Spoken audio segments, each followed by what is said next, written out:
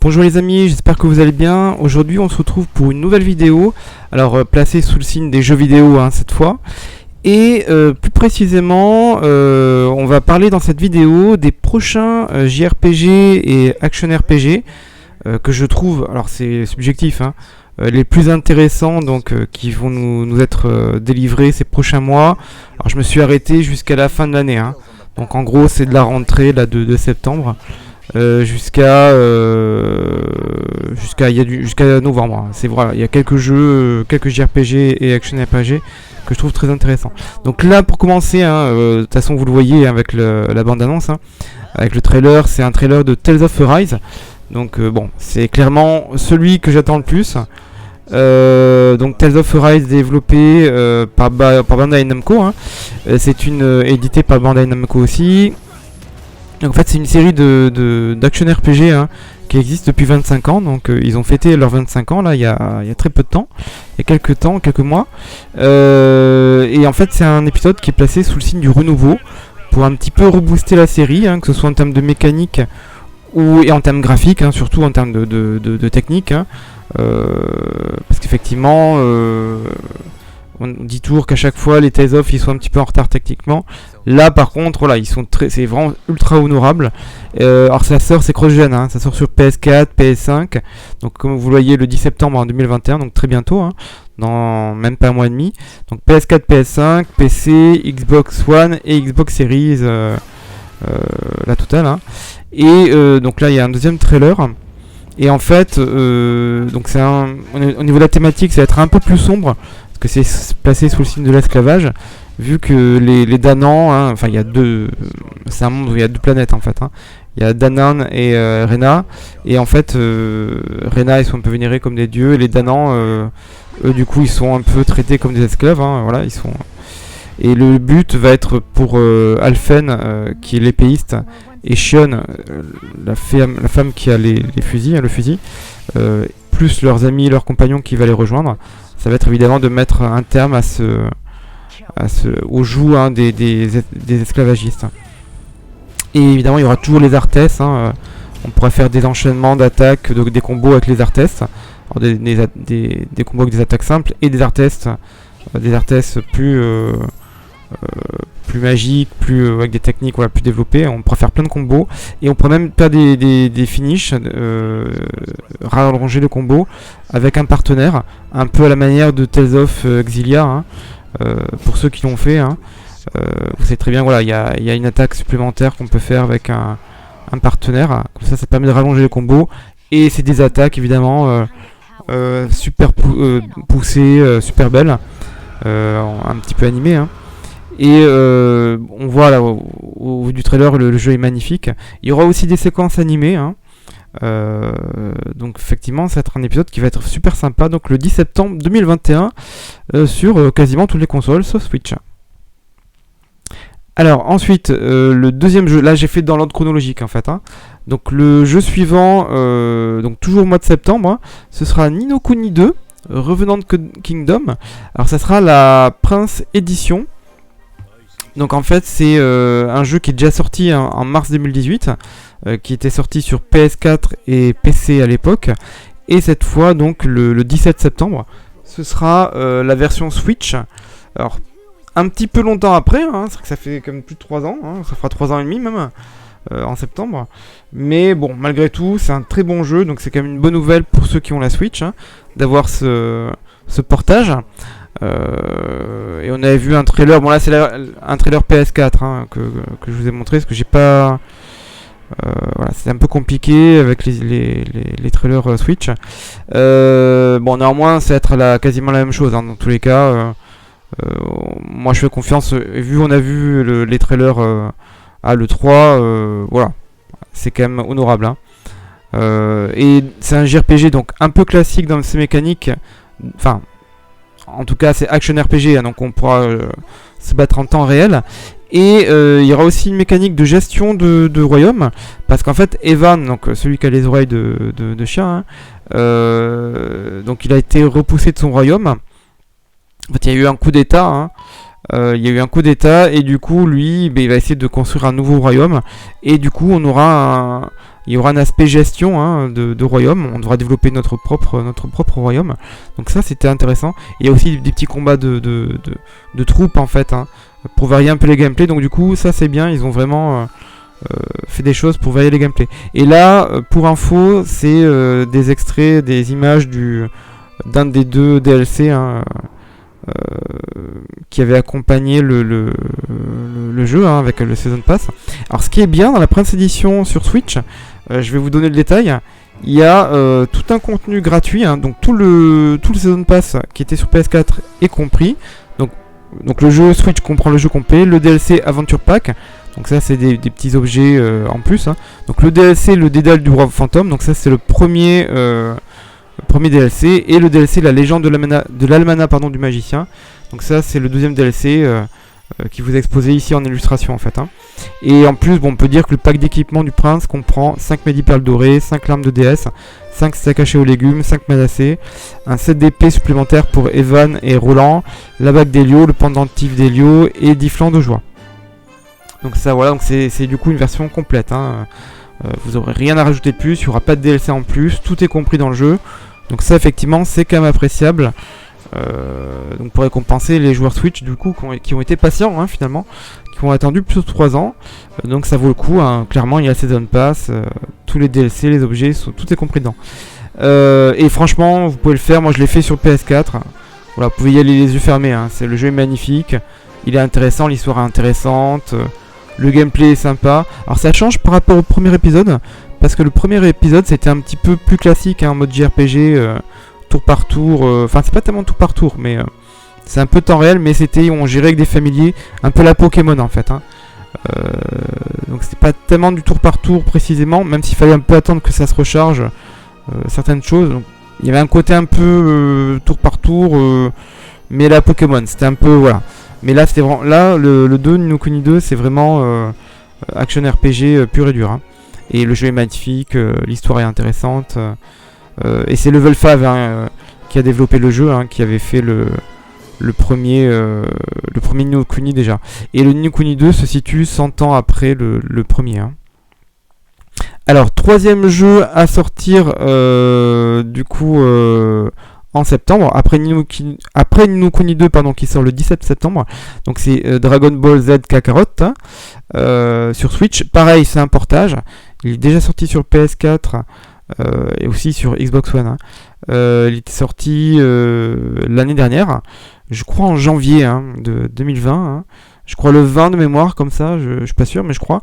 Et du coup, donc c'est un jeu donc action RPG, parce qu'il y a des éléments RPG. Et donc c'est un jeu de combat qui est très intéressant, parce que ça retrace toute la partie Dragon Ball Z. Donc de l'arrivée des Saiyans sur Terre, avec ensuite la saga Namek avec Freezer, la saga des cyborgs et Cell, la saga Buu. Donc il y a tout Dragon Ball Z avec des petites séquences animées comme ça direct avec le moteur du jeu, et des phases de combat, bien sûr. On affronte tous les vilains du jeu, donc c'est très sympa. Il y a un côté RPG, on augmente nos levels, il y a la nourriture, on peut cuisiner, il y a des quêtes secondaires bien sûr, comme dans un JRPG finalement, ou comme dans un action RPG, et la réalisation est vraiment au top. Toutes les séquences cinématiques faites avec le moteur du jeu sont vraiment nous plongent vraiment, apportent un plus lors des phases de combat. Alors c'est des gros combats de boss évidemment, par exemple comme contre Cell ou contre Freezer. Il y a plusieurs phases, ils ont des patterns, donc faut apprendre les patterns et tout. Donc c'est vraiment sympa. Donc juste pour rappel, donc ça sort le 24 septembre donc sur Switch. Et quelque chose qui est important à préciser pour Kakarot sur Switch, il y aura une partie des DLC, parce qu'il y avait un Season Pass qui est sorti sur PS4, où il y avait les 3 DLC entre guillemets. Il y avait 2 DLC où c'était des combats de boss, le premier contre Beerus, le deuxième contre Golden Frieza, et ensuite un DLC sur Trunks du futur. Et la version Switch aura déjà inclus le DLC combat de boss contre Beerus et le DLC combat de boss contre Golden Frieza. Donc par contre, faudra racheter en plus le DLC pour avoir l'histoire de Trunks du futur. Donc ça sera, et il sera dispo logiquement à la sortie du jeu, hein. Donc le 24 septembre. Alors ensuite, quatrième jeu de ma wishlist, hein, entre guillemets, hein, des jeux que je trouve vraiment sympas en termes de JRPG ou d'action RPG pour les prochains mois à sortir. Donc c'est Astria Ascending, et pour être vraiment franc, j'étais un petit peu passé à côté. Et pourtant c'est un jeu magnifique en termes visuels, et c'est développé par un studio français. J'ai vu ça en regardant un petit peu, hein. Donc c'est développé par un studio français, donc c'est une cocorico, hein, c'est une très bonne nouvelle. Donc ça arrive très très vite. Alors ça va arriver sur toutes les consoles, ça va arriver donc sur toutes les Xbox, hein, même sur les Xbox Game Pass, hein, d'ailleurs. Ça arrivera aussi sur PS4, PS5, PC.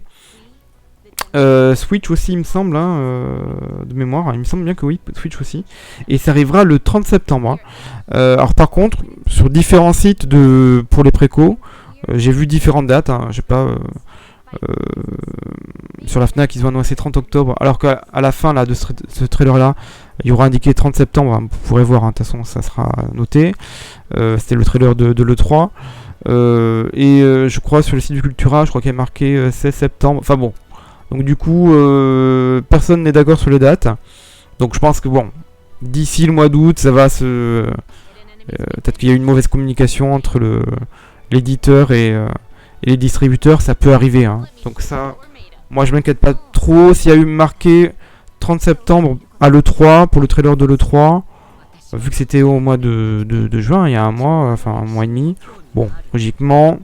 on peut à peu près s'y fier, sauf info de dernière minute. Et vous voyez, le jeu il est vraiment magnifique, hein, visuellement. Il y a un petit côté aquarelle. Alors ce qui est bien, il y a plein de personnages. Bon, c'est un peu classique, hein, dans les JRPG. Hein. Apparemment c'est du tour par tour. Hein. Ils ont chacun des jobs. Là, il y a un voleur. Et ce que j'aime bien, c'est qu'ils ont leur chara design, il est différent.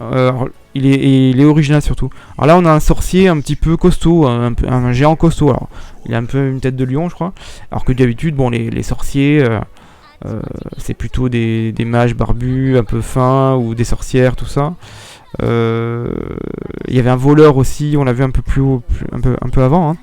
Un voleur un petit peu âgé avec des lunettes et tout. Donc du coup c'est bien, ça balance, il y a des archétypes de job, mais dans le design et le choix, hein, de représentation, c'est un peu original, donc c'est pas mal. Ah, franchement, et franchement, ce jeu me donne envie, hein, il est magnifique. Moi j'aime bien les JRPG à l'ancienne, mais du coup, c'est à l'ancienne, mais avec des graphismes quand même, voilà, dignes des jeux de maintenant. Alors, un côté un peu à l'ancienne, mais un côté... oui, Switch aussi, hein, c'est indiqué. Vous voyez, 30 septembre 2021. Donc il sort partout. Et en plus, j'ai vu qu'il sera à un prix abordable. J'ai vu à 39,99€. Donc vraiment, en plus, un prix défiant toute concurrence. Donc vraiment à surveiller. Hein. Alors ensuite, on passe directement au mois de novembre. Avec un jeu, je pense, qui sera très attendu. Pour être franc, moi, je connaissais pas trop la licence. Hein. Donc c'est Shin Megami Tensei. Donc là, c'est le 5e épisode en l'occurrence. Il y avait déjà eu, je crois, le 3 hein, qui avait été remasterisé, je crois, pour PS4 et Switch. Hein. Et là, par contre, le 5, c'est exclusif à la Switch. Hein. Voilà, vous le trouverez nulle part ailleurs. Si vous le voulez, il faut prendre une Switch. Vous n'avez pas le choix. Sauf s'il sera porté plus tard. Mais là, j'avoue, je ne sais pas si c'est une exclue temporaire ou vraiment exclue définitive. Hein. Donc là, je ne pourrais pas vous dire. Et ça se passe dans un monde post-apocalyptique, hein, post-apo. Et à l'ambiance un petit peu dark. Alors d'après ce que j'ai compris, on peut... alors c'est développé par Atlus. Hein. Alors Atlus, voilà, ils ont fait des super bons jeux. Un jeu développé par eux que j'aime beaucoup, c'est Odin Sphere Left Razir. Super jeu qui était sorti sur PS2 à l'époque et que moi j'ai découvert sur PS4. Si vous pouvez le trouver en occasion, faites-le vraiment. C'est un super...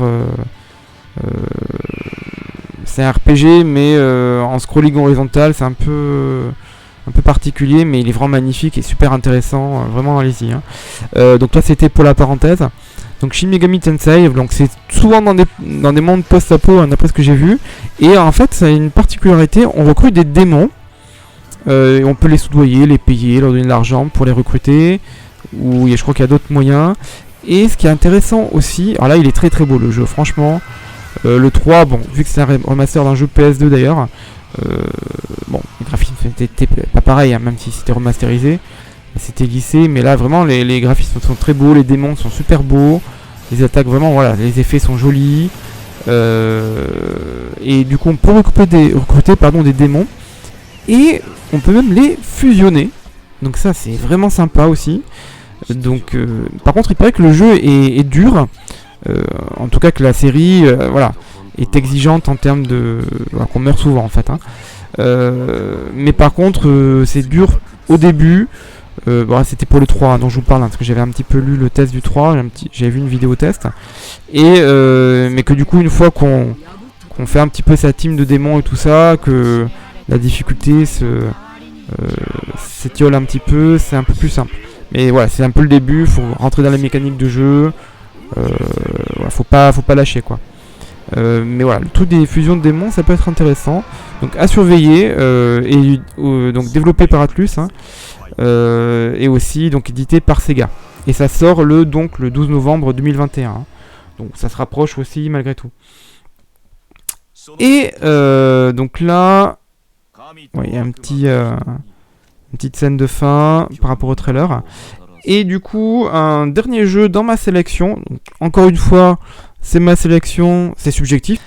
Du coup, Pokémon. Donc c'est un remake hein, de Pokémon Diamant étincelant et de Perle étincelante. Donc ça va sortir le 19 novembre 2021, donc une semaine après Shin Megami Tensei 5. Hein. Donc ça va sortir évidemment en exclu sur Switch. Hein. Voilà. Donc c'est assez joli, hein, c'est assez mignon. Alors pour être franc, moi je suis pas très... Alors c'est pas que j'aime pas les Pokémon, hein. J'aime bien, hein, j'ai regardé le dessin animé à l'époque quand ça passait à la télé, hein, la première série.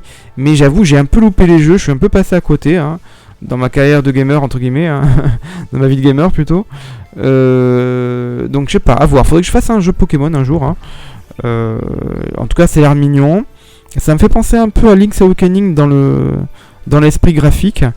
Comme ça, vu de dessus, et même dans le style du graphisme, ça fait penser un peu à ça. C'est sympa, hein, on voit les attaques là, des Pokémon. Franchement, faut voir. Je suis pas contre, mais voilà. Bon, c'est pas... J'ai pas été trop dans le lire Pokémon, mais je pense que c'est un truc qui peut être testé.